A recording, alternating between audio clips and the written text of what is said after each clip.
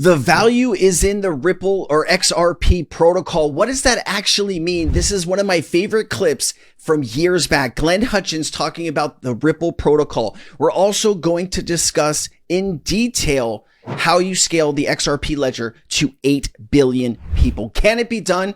Absolutely. I'm going to show you how. We're also going to discuss the secret sauce, which will bring all of this together and truly send Ripple and XRP into the atmosphere. We're also going to take a look at Ripple's involvement with institutions. They are one of the biggest players in the blockchain space when it comes to partnerships. Let's go ahead and get into this and better understand what is going on.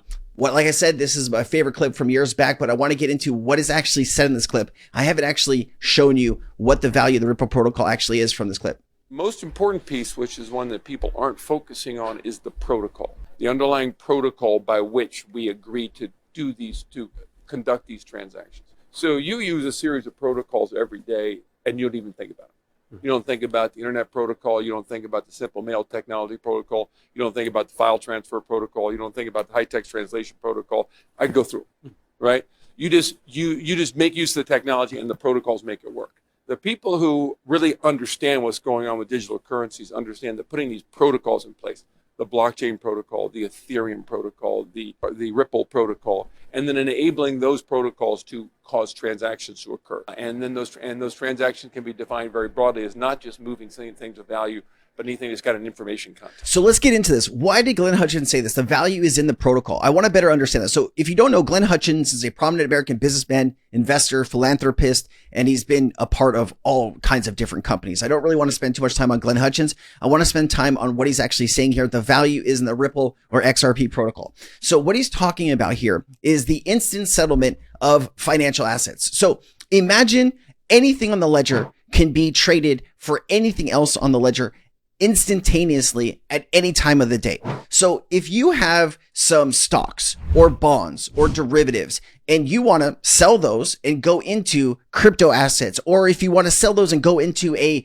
certain currency like the euro or the pound or the dollar, anything that's on the XRP ledger for anything else at any time of the day instantaneously, that's what it actually means. Low transactions costs. So you, depending on where you're sending money or you know what country it's going into, there could be a 2%, 5%, 10%, 15% fee if it's harder to get money into those places. So enabling use of XRP or RLUSD to move value instantaneously will supercharge any of this friction. It will remove the friction out of the old system, and we can have this value running on the new system. It will also get rid of pre-funded accounts.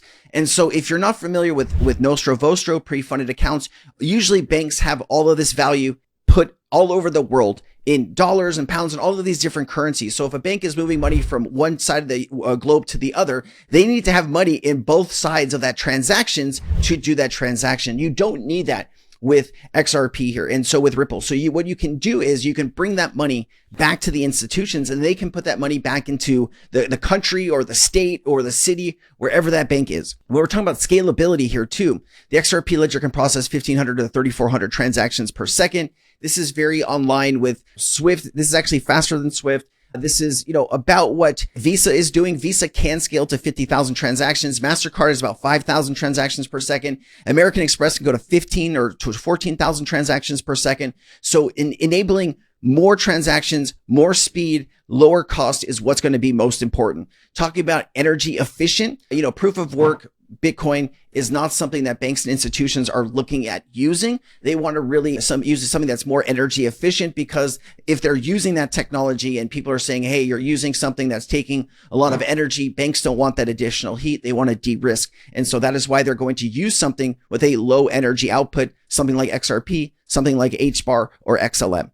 Regulatory clarity and compliance. We know that Ripple has been working towards these goals for over a decade. In the United States, we are about to get stablecoin regulation and crypto regulation. That is going to supercharge what we're trying to do here. Transparency and security. Having something on a public ledger is very easy to audit and make sure that nothing ill will or bad is happening. And so when you're looking at audit companies, auditing public ledgers is going to be very simple and easy, as well as if there's a private ledger that a bank wants to use, the audit company would get access to that private ledger and be able to audit that in real time. You're talking about interoperability. We're going to get into that in just a second. So how do you scale XRP and Ripple to, 8 billion people? We're going to go ahead and answer that question right now. Check this out. This is Marcus Treacher. He's going to talk about scaling the XRP ledger or interledger protocol that allows XRP to scale infinitely, to 7 to 8 billion people. We've configured our technology in a way that really fits the problem very, very well. So for the cross-border payment challenge, we've configured our technology in a way that really fits the problem of cross-borderability very, very well. So for the cross-border payment challenge, we've created an open internet model. We call the idea interledger. So interledger, like the internet, supports our Ripple technology globally. And that model does not require a single universal common blockchain. It requires a very open blockchain interconnectivity. And that means that the volume is theoretically infinite. It never runs out. Of the elements do, but the internet still works because it's inherently decentralized. So Ripple is the same. So we have a decentralized model, which is infinitely scalable. Supporting that, we have our liquidity proposition, which uses XRP, and that's a classic blockchain. But XRP was designed from the outset for transacting. So unlike the likes of Bitcoin, which is very slow and slows down as you continue to build on volume, the XRP model is very, very, very high speed and very high capacity. So the liquidity part is very adequately served by the XRP model. The wider network we're creating, where if you're really going to create something of value for 7 billion people in the world, or 9 billion by 2050. Let me show you this. Can you break down interledger protocol very simply? Interledger protocol for Ripple is a technology designed to make it easy to send money across different payment systems. So the interconnectivity between different systems like Visa and MasterCard and American Express and PayPal. How do you connect all of these siloed systems together? And this is how you would do that. Whether those are banks, blockchains, or other financial systems, here's a simple breakdown. What is interledger protocol? Connects different payment systems. Interledger protocol acts as a universal translator for money, allowing value to move seamlessly between systems that normally can't talk to each other. For example, from a bank account to a blockchain wallet. There is no interconnectivity there, but interledger protocol would bring that. Works like the internet of money. Just as the internet breaks up information into small packets and routes them to their destination, interledger protocol breaks up payments into small packets and routes them across a network of participants until they reach the recipient. And so here is kind of how this would work. You have the sender, the person or business who wants to send money, the receiver, the person or business who is going to receive the money, and the connectors, the middleman who help move the money from one system to another. They could convert currencies and charge small fees, competing to offer the best service. The process is the sender's payment is split into smaller packets. So let's say you were sending $100. You could send 10 packets of $10 and it would still get there. Or you could do 20 packets or $5 or 100 packets of $1. You understand what I'm saying here? Each packet is routed through one or more connectors and who move it from one ledger to another. The receiver gets the packets and reassembles them into a full payment. The security is awesome. Check this out. Payments only go through if all the conditions are met. For example, if there's a correct cryptographic proof is provided. So there's no risk of losing money if the connector fails or tries to cheat the system. The key features are interoperability. The interledger protocol money moves between any ledgers or payment systems regardless of their underlying technology. The speed and scalability. By using packet-based transfers, interledger protocol can handle a very high volume of transactions very quickly, much faster than traditional blockchains. And then privacy. Only the parties involved in the transaction see the details. Intermediaries only see the information that they need to process their part. No central authority either. Anyone can join as a connector, and there's no single company or entity in control. And what is Ripple's role in all of this? Ripple developed interledger protocol to help banks and financial institutions move money globally, especially where different systems like banks and blockchains need to work together.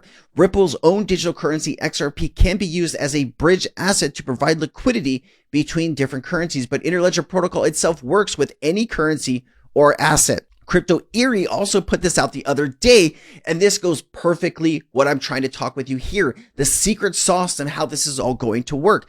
Ripple's patent for bridging with XRP or various stablecoins like RLUSD, USDT, or USDC, example is ODL, network computing system implementing on-demand liquidity to facilitate direct cross-medium transactions, Man, that is a mouthful. The secret sauce here is the client pool. Solving price swings during a swap. The system addresses price swings in the digital asset to ensure the agreed upon exchange rate is honored. When you trade money like $1 for euros using their app, it uses a digital coin to make the swap instantly. Sometimes the value of that digital coin can wiggle a bit during the trade, which it can go down or up. Usually if it goes down, you might not send enough over. And what this does is it balances that, which might mean that you get slightly more or less than expected. To fix this, Ripple's system keeps a stash of digital coins called the client pool or slippage balance at an exchange where the trade happens. If the digital coin's value changes, the amount you get doesn't match the proposed rate or the promised rate, the system automatically pulls or adds to this stash to make up the difference. For example, if you're supposed to get 100 euros, but the digital coin's value dropped, the system will add a few extra coins from the pool to ensure that you get 100 euros. So Ripple is always adding new patents and new technology to help supercharge the Ripple protocol, the interledger protocol, and everything else that they are building. When you're talking about Ripple clients today, this is back in 2019, 300 customers today. If you take a look at who some of these customers are, we've all gone through these lists and we know it's jaw-dropping. Santander, SBI, they're in Brazil, India, Singapore, Canada, China, UAE, UK, right? IFX, TransferGo, Currencies Direct. They have Arwellex Bank, Bank of Montreal, Barclays, Bank of England, Banco Santander. I mean, I could just sit here for 2 hours naming banks and institutions.